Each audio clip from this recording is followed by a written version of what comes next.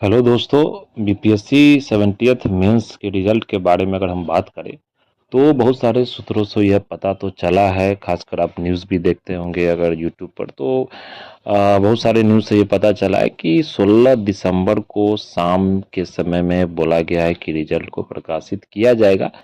लेकिन देखिए, क्योंकि ये रिजल्ट दिसंबर में पूरा संभावना था कि 1 से 2 तारीख या फर्स्ट वीक को, जैसा बताया गया था कि फर्स्ट वीक को आ जाएगा, फिर फर्स्ट वीक से सेकेंड वीक हुआ, सेकेंड वीक में बोला गया 15 तारीख तक आ जाएगा।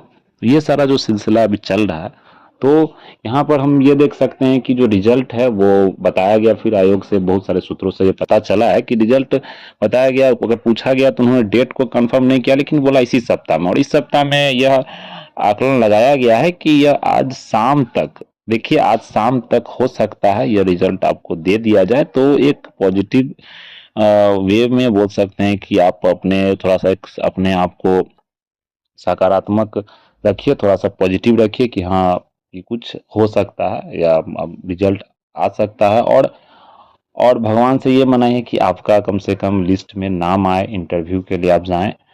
क्योंकि इस बार सीट्स बहुत ज़्यादा है, 2000 से ऊपर सीट्स है, तो बहुत चांस बनता है अगर आपने अच्छा सा मेंस पेपर लिखा होगा।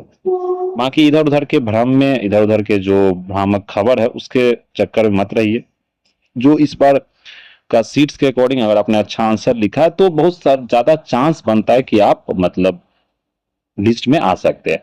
और अपने तैयारी को जारी रखें, क्योंकि बहुत सारे एग्जाम है, एडीओ है जिसमें फिर से आपको मौका दिया जा रहा है। प्लस इंटरव्यू के लिए भी क्या होता है कि आपको नॉलेज उसमें भी होता है कि आपसे पूछा जाता है, भले ही आपका जो डेली लाइफ में या किसी तरह का कुछ अन्य जानकारी, क्योंकि पर्सनैलिटी टेस्ट होता है।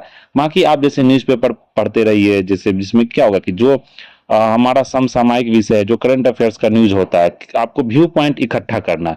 अब क्या होता है, इसमें आपका व्यू पॉइंट पूछा जाता है, समझे? तो आपका व्यू पॉइंट आपको तभी मिलेगा, आप जो तर्क संगत जो बात तभी कर सकते हैं इंटरव्यू से, जब आप मतलब पैनल से कब बात कर सकते हो, जब आपके पास एक अच्छा व्यू पॉइंट हो, बहुत सारा ओपिनियन हो। तो वो सब पेपर पढ़ने से होगा। जैसे हिंदू पेपर पढ़ सकते हैं, हिंदी मीडियम के स्टूडेंट जनसत्ता पढ़ सकते हैं, हिंदुस्तान हो गया, जहां पर आपको जैसे कोई वरिष्ठ पत्रकार का कोई अपना व्यू पॉइंट है, या किसी बोल सकते हैं कि पक्ष विपक्ष का कोई व्यू पॉइंट है जिसमें कि एक तर्क संगत बातें हो, जिसमें एक लॉजिकल पॉइंट हो।